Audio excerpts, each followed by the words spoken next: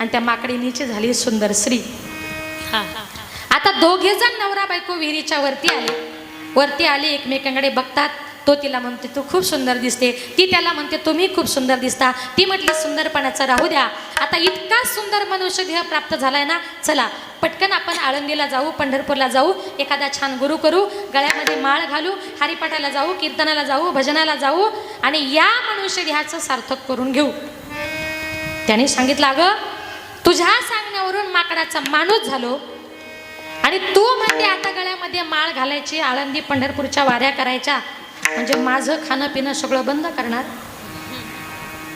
म्हटलं मी नाही तुझ्या नादी लागत, मी परत उडी मारतो। म्हटला माझं माकडाचंच बरं आहे। ती म्हटली ऐका आता किती वर्ष खाता? आता म्हटली तुमचे दात पार पडले। एक मावशी माझ्याकडे पळत पळत आली, म्हटली ताई मला माळ घालायची, 80 वर्षाची होती। म्हटलं आई तुम्हाला 80 वर्षाच्या वयामध्ये तुम्हाला माळ का घालावीशी वाटते? ती म्हटली ताई आता चावतं का? याला कुठं परमार्थ म्हणतात का? बघा तिने सांगितलं, त्याने सांगितलं बघ मला हे गळ्यात माळ वगैरे मान्य नाही, मी काही माळ घालणार नाही, मी माझं खाणं पिणं सोडणार नाही। बघा शेवटी माकडच ते, बायकोने कितीही सांगितलं पण माकडं बायकोचं सुद्धा चांगलं ऐकत नाही। माकडाबद्दल बोलते बरं, माणसाबद्दल नाही, तुम्ही उगाच गैरसमज करू नका। बघा आता तिने सांगितलं ऐका माझं, नका मारू उडी।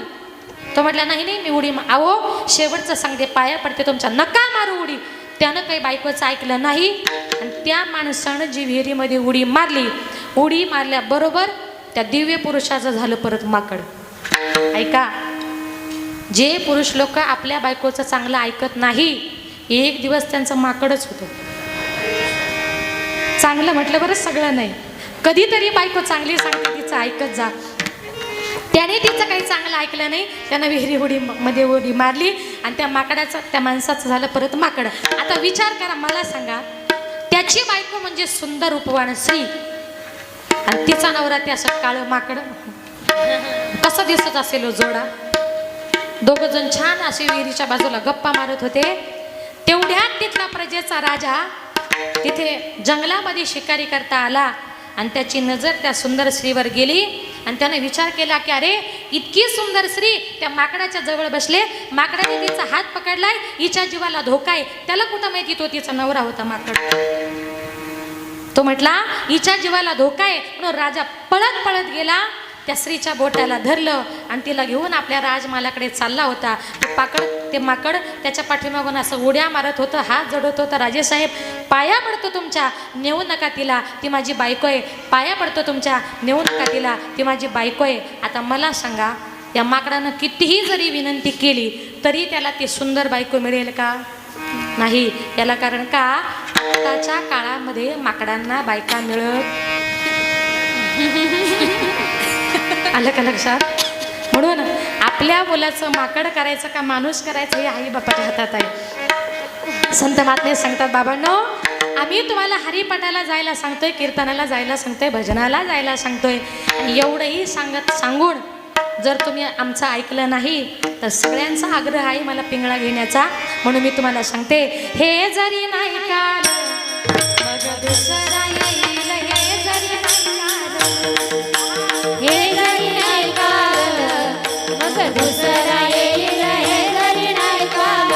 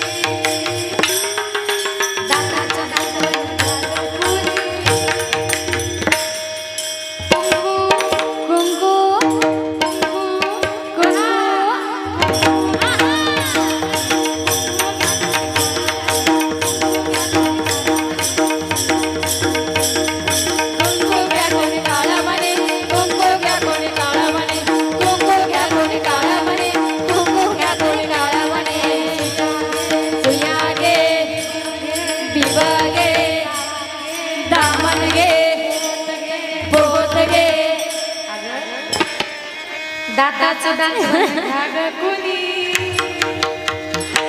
तुम्हाला पाहिजे का मावशी? आता कोलगेट आले. दाताचं दातवण घ्या ग कुणी कुणी कुणी कुंकू घ्या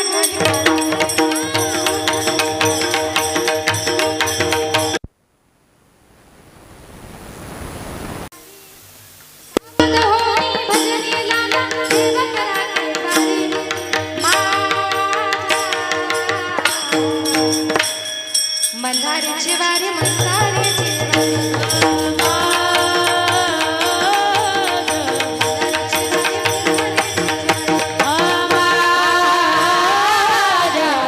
मल्हारीची वारी मल्हारीची वारी मल्हारीची वारी मल्हारीची वारी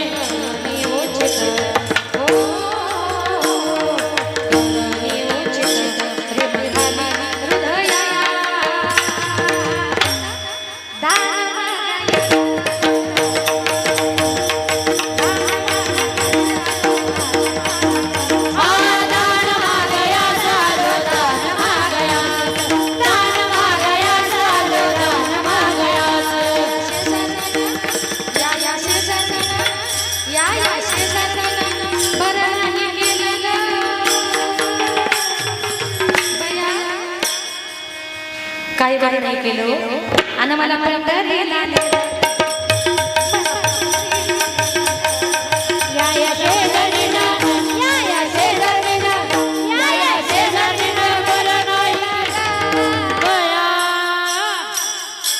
आणि मला अहो मला पंढरीला नेलं तिला पंढरीला नेलं ग बया मला पंढरीला नेलं ग बया बोले बोलत देखा बिंगळा बिंगळा माधवारी बोले बोलत देखा बिंगळा माधवारी बिंगळा बिंगळा बिंगळा बिंगळा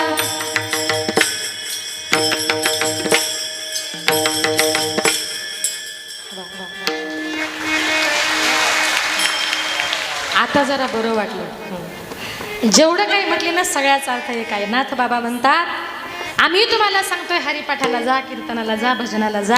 आणि एवढंही सांगून जर तुम्ही आमचं ऐकलं नाही तर हे जरी नाही काल मग दुसरा येईल सरते शेवटी बा. काळ बांधून नेईल एका जनार्दनी आमचे काय वाजाईल म्हणा पिंगळा पिंगळा पिंगळा महाद्वारी. जेवल्या नाही हो. संत महात्मे आपल्याला उद्धाराचा मार्ग दाखवतात आणि म्हणून संत महात्मे म्हणतात आपण या ठिकाणी जन्माला आलोय देवा तू काय केलंस. जी महान पतिव्रता होती तिला तू तुझ्यामध्ये गुंतवलंस. अभंगाची तिसरी जन्म पतिव्रता तिवृत्ता गुंतवी पतिव्रता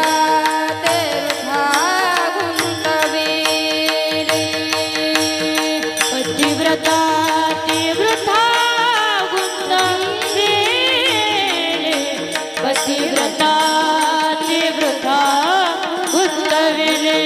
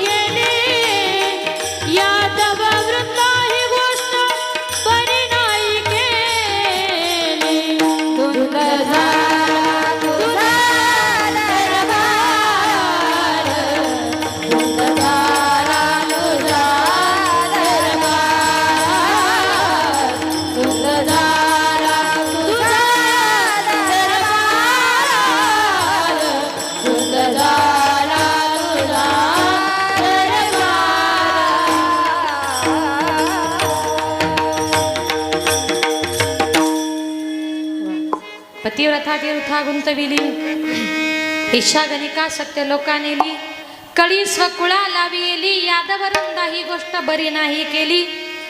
बघा आता या ठिकाणी माझ्या अल्पमतीप्रमाणे अभंगाच्या 2 चरणांचा धावता भावार्थ आपल्या समोर मांडण्याचा प्रयत्न केला. अभंग फार मोठा आहे. आज त्यातल्या त्यात आज हा 3रा श्रावणी सोमवार आहे. जास्त वेळ घेणार नाही, पण शेवटच्या चरणामध्ये पहिलं कडवं आले. सत्ववानाचा बहु केला छळ, कीर्तिवानाचे मारिले बाळ. अतिशय महान पतीची ख्याती. एक दिवस नारद मुनी कैलास लोकामध्ये गेले. कैलास लोकामध्ये भगवान शंकर आणि माता पार्वती दोघे जण गप्पा मारत बसले होते. गप्पा मारत असताना तिथे नारदजी गेले. नारायण काय सांगावं पार्वती माते, अगं मृत्यू लोकामध्ये भक्त चांगुना इतकी महान पतिव्रता आहे, तिच्या इतकी महान पतिव्रता या जगात कोणीच नाही. इतकी सात्विक आहे आणि तिचं कौतुक ऐकल्यानंतर बघा स्त्रियांचं कसं असतं, शेजारणीचं कौतुक त्यांना कधीच आवडत नाही. पार्वती मातेने हट्ट केला की महादेवा आत्ताच्या आत्ता जा आणि तिचं सत्व तुम्ही घेऊन या, तिचं सत्व तुम्ही भ्रष्ट करून या. श्रीहट्ट झाला होता. भगवान महादेवांचे हात टेकले. भगवान महादेव कैलास लोकातून निघाले, खाली मृत्यू लोकामध्ये आले आणि भक्त चांगुणेच्या दारामध्ये आले ना आवाज दिला, माते भिक्षाम देहि भिक्षाम देहि. असं म्हटल्यानंतर भक्त चांगुणा बाहेर आली. महाराज काय मागायचंय मागून घ्या, दुपारची वेळ आहे, आलात तर जरा अन्नच ग्रहण करून जा. असं म्हटल्यानंतर त्यांनाही तेच पाहिजे होतं. भगवान महादेवांनी सांगितलं, चांगुणा तू इतका आग्रह केलास, दुपारची वेळ आहे, भोजनाची वेळ आहे, मला तुझ्याकडून भोजनच पाहिजे, काय मागायचंय मागा. चांगुणा मला इच्छा भोजन पाहिजे. काय इच्छा आहे महाराज तुम्ही फक्त सांगा, लगेच करून देते. भगवान महादेवाने सांगितलं, चांगुणा अगं मला नरमांस पाहिजे. राजा श्रेयाळही तिथे होता. राजा श्रेयाळ म्हणतात, महाराज तुम्हाला नरमांस पाहिजे, मग माझं घ्या. भक्त चांगुणा म्हणते माझं घ्या. भगवान महादेव म्हटले, तुम्ही दोघांनी भांडू नका, मला तुमच्या दोघांचंही नकोय, मला लहान मुलाचं नरमांस पाहिजे. चांगुणेने सांगितलं, महाराज आमचा एकुलता एक मुलगा आहे, 4 वर्षाचा, त्याचं नाव चिलया बाळ. तुम्ही म्हणत असाल तर त्याचं तुम्हाला नरमांस मी देऊ शकते. महादेवांच्या रूपातले साधू महाराज म्हटले तसं चालेल. पळत गेली, हाक पाली, चिलया बाळ जरा घरी ये रे. मुलगा खेळत होता, पळत पळत आला. काय आई? अरे आपल्या घरी हे साधू महाराज आलेत, त्यांना नरमांस पाहिजे रे, देऊन टाक नाही. अगं त्यांना सांगितलं आमच्या दोघांचं घ्या, ते म्हणतात नको, मला लहान बाळाचा मांस पाहिजे. तो त्यांचा 4 वर्षाचा मुलगा इतका हुशार होता, त्यानं सांगितलं, आई बाबा त्यांना जर लहान मुलाचा नरमांस पाहिजे असेल, मी एकटाच तुमचा मुलगा आहे, आपल्या दारातून अतिथी उपाशी जाता कामा नाही. आई बिनधास माझा मांस तू त्या महाराजांना देऊन टाक. का तर अतिथी बिनमुख जाऊ द्यायचा नाही. त्या मातेने आपल्या स्वतःचा 4 वर्षाचा मुलगा समोर घेतला, डोळे झाकले, एका क्षणात तिने त्याचं शिर असं धडा वेगळं केलं. आणि त्या आईच्या मनामध्ये विचार आला की अरे एकुलता एक मुलगा होता, तो मी माझ्या हाताने मारला. भगवान परमात्मा आपल्या भक्ताची किती परीक्षा घेतो रे. राजा श्रीयाळाचे घरी, श्रीयाळाचे घरी, श्रीयाळाचे घरी धरणे माने रे मुरारी, माने रे मुरारी.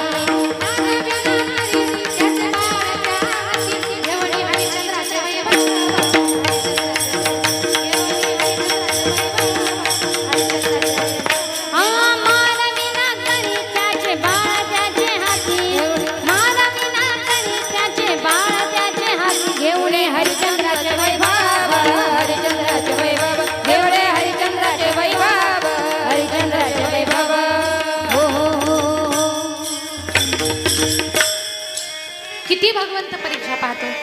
राजा श्रीयाळाचे घरी, श्रीयाळाचे घरी, धरणे मांडिले मुरारी, मांडिले मुरारी. मारविला तरी त्याचे बाळ त्या हाती. अरे स्वतःच मूल स्वतःच्या हाताने मारून घेतलं. त्या आईने विचार केला, एकुलता एक मुलगा होता, तोही गेला. असं करते मुलाच्या धडाचं मांस बनवून देते, पण माझ्या चिलया बाळाचा चेहरा चुलीच्या बाजूला किचन मध्ये ठेवते. म्हटली 24 तास माझ्या बाळाचा चेहरा तरी मला दिसेल. साधू महाराजांना कळालं आणि त्याने सांगितलं, चांगुणे अगं मला तुझ्या मुलाचा धडाचा नाही, मेन शिराचंच मांस पाहिजे. तू त्या बाळाचं शिर घे, उखळामध्ये टाक आणि त्याला कांड. पण ते शिर काढताना तुझ्या डोळ्यातून एक थेंब जरी पाणी आलं ना माते, मी तुला शाप देऊन निघून जाईल. नाविलाज झाला होता मातेचा. भक्त चांगुनेने आपल्या मुलाचं शिर घेतलं. कसा असेल तो प्रसंग, उखळामध्ये टाकलं, त्याला कांडू लागली आणि त्या बाळाकरता ती माता ओवी गाऊ लागली. समजावू कशी तुझशी चिलया बाळा, लाचार असे हा आज आईचा पाळणा. समजावू कशी तुझशी चिलया बाळा, लाचार असे हा आज आईचा पाळणा. हृदयातून दुःख हे सलले, शशी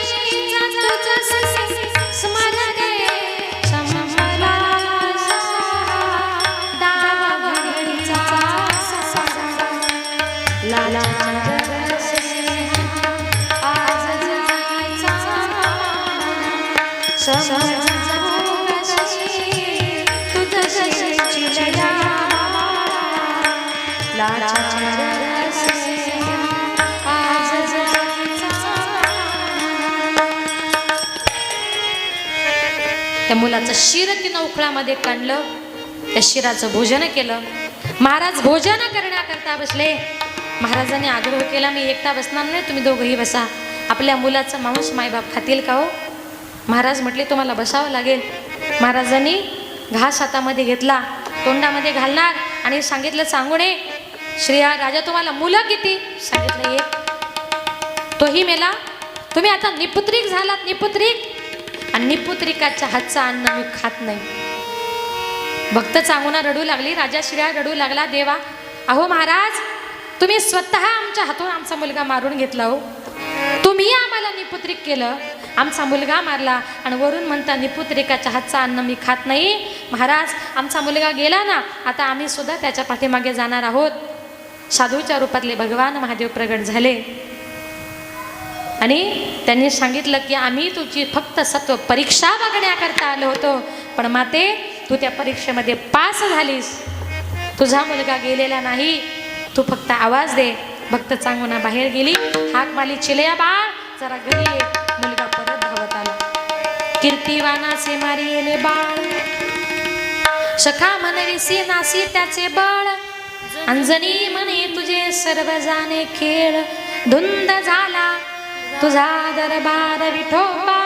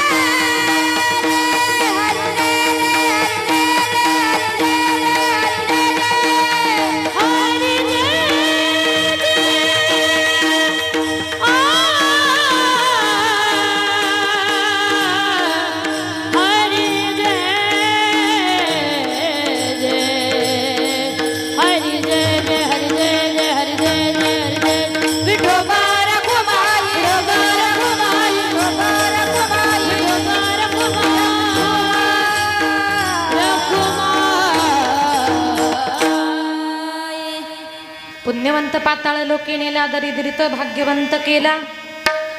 आता या ठिकाणी माझ्या अल्पमतीप्रमाणे अभंगाच्या 2 चरणांचा धावता भावार्थ आपल्या समोर मांडण्याचा प्रयत्न केला. अभंग चौकडीचा आहे आणि 2 तासामध्ये तेवढा अभंग सोडवणं शक्य नाही. जेवढा सुटेल तेवढा आपल्या समोर सोडवण्याचा प्रयत्न केला. कार्यक्रमाची वेळ संपलेली आहे. शेवटचे 5 मिनिटं फक्त माझ्या महिलांकरता घेते. जीवन जगत असताना स्त्रीचं आयुष्य म्हणजे अतिशय संघर्षाचं. संघर्षातून ती माता उभी राहते, संघर्षातून ती आपलं आयुष्य निर्माण करत असते. आणि अशाच संघर्षातून संघर्ष करता करता एक दिवस अर्ध्यातून जाणं ही गोष्ट जीवनाला अशी चटका लावून देणारी असते. बघा, स्त्रीचं आयुष्य म्हणजे कसं असतं. जन्म बाईचा बाईचा खूप घाईचा, एक आईचा आईचा एक ताईचा. जन्म बाईचा बाईचा खूप घाईचा, एक आईचा आईचा एक ताईचा. बाहुली होती खेळ खेळाया, झाली मोठी मोहन काया. गंधर्व गंध जाईचा, जन्म बाईचा बाईचा खूप गाईचा, एक आईचा आईचा एक ताईचा. जन्म बाईचा बाईचा खूप गाईचा, एक आईचा आईचा एक ताईचा. वा वा. बघा, ती आई असते, कोणाची ताई असते, कोणाची आत्या असते, कोणाची मामी असते. अनेक नाती तिला सांभाळावी लागतात. शेवटी जाताना माझ्या माता भगिनी करता एक शेवटची एक आपल्याला ओवी म्हणायची आहे. का ज्या ओव्या सगळ्या महिलांना आवडतात, सगळ्या महाराष्ट्राला आवडतात.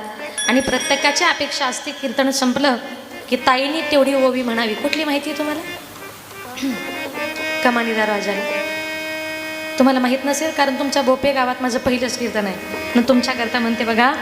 ज्या वेळेला माझी संत जनाबाई विठ्ठलाची भक्त रात्रभर जात्यावर दळण दळायची, दळण दळताना म्हणायची ए रे बा विठ्ठला, ए रे बा. विठ्ठलाने सुद्धा महाद्वाराचं दार बंद झालं की पळत पळत जाबन जनाबाईला जात्यावर दळून दळू लागावं.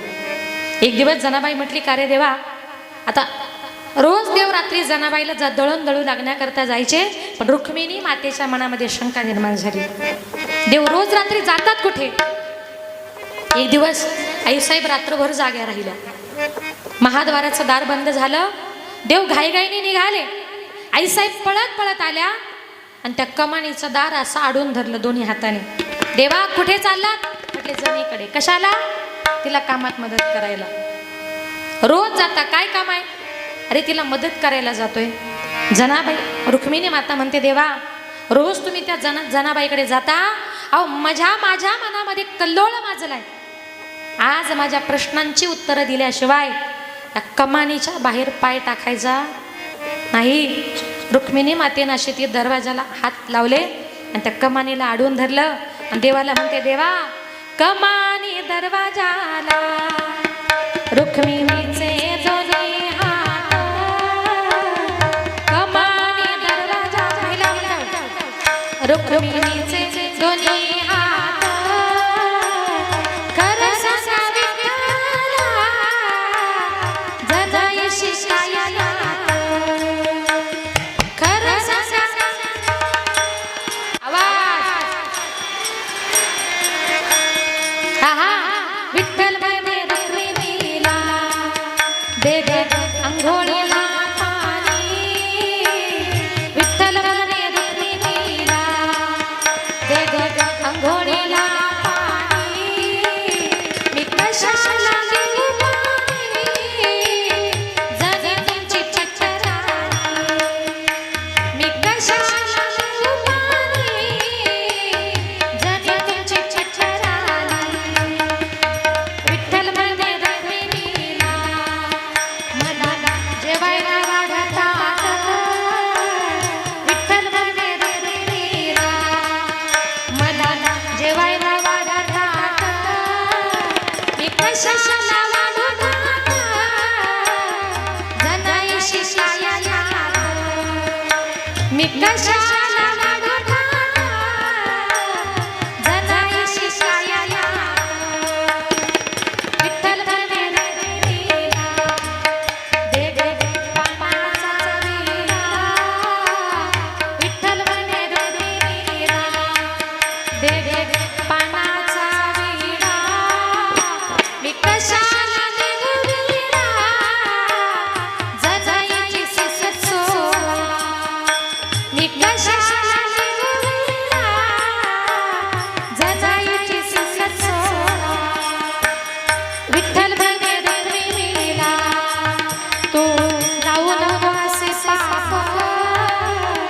विठ्ठल म्हणे रुक्मिणीला, तू लावू नको असे पाप, जनी आपली लेकबाया, आपण तिचे मायबाप.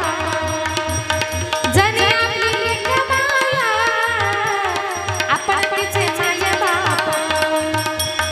खमाने दत्ताला, रुक्मिणीचे आवाज थोडा आवाज विठ्ठला जय शिशाया. वा वा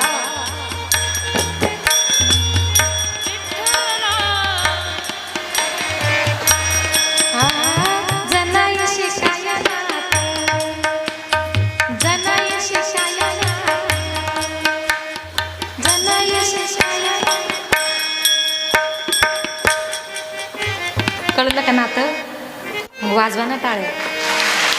एवढं सांगायला लागतं का हो? आज या ठिकाणी पत्रिका दे ना.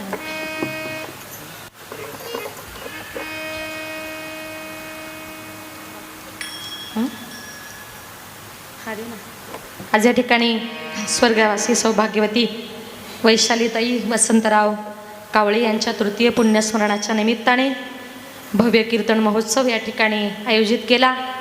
त्यांच्या पाठीशी आणि त्यांचे आई वडील, त्यांचे आजोबा, त्यांचा सर्वांचा आशीर्वाद आहेच.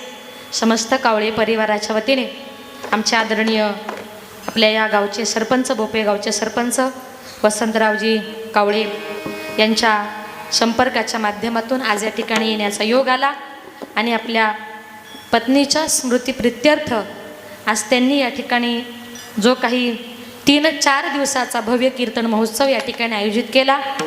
महिलांकरता काहीतरी ज्ञान मिळालं पाहिजे. अनेक लोक अनेक कार्यक्रम आयोजित करतात, पण त्यांची तळमळ होती की माझ्या परिवाराकडून माझ्या गावाला काहीतरी चांगलं ज्ञान मिळालं पाहिजे, म्हणून त्यांनी हा कीर्तन महोत्सव या ठिकाणी आयोजित केला.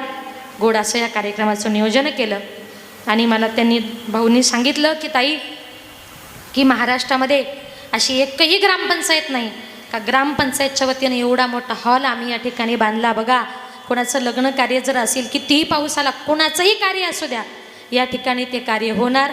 इतकं सुंदर नियोजन या कार्यालयाचं त्यांनी केलं आणि सुंदर असा हॉल या ठिकाणी बांधलेला आहे. निश्चितच आज स्वर्गवासी वैशालीताई वसंतराव कावळे यांचं तृतीय पुण्यस्मरण. 2001 विवाह होऊन त्या सासरी आल्या. 2008 साली पहिल्यांदा त्या आपल्या गावच्या बिनविरोध सरपंच झाल्या. 2010 पती वसंतराव कावळे सरपंच झाले. 2015 पुन्हा दुसऱ्यांदा वैशालीताई बिनविरोध सरपंच झाल्या. म्हणजे विचार करा, बिनविरोध जर ताई सरपंच होत असतील तर त्या किती मोठ्या मनाच्या असतील, किती चांगल्या असतील, याच्यावरूनच आपल्याला कळतं. 2021 पुन्हा पती सरपंच झाले. आज तागायत सलग 17 वर्ष पती पत्नीने सरपंच पद भूषवून गावच्या विकासासाठी त्यांनी योगदान दिलेलं आहे. त्यांच्याकरता एकदा जोरदार टाळ्या वाजवा. आणि एवढ्या वर्ष एखाद्या गावचं सरपंच पद भूषवणं शक्य नाही, पण त्यांचं कार्य बघून तुम्ही त्यांना दरवर्षी साथ करता.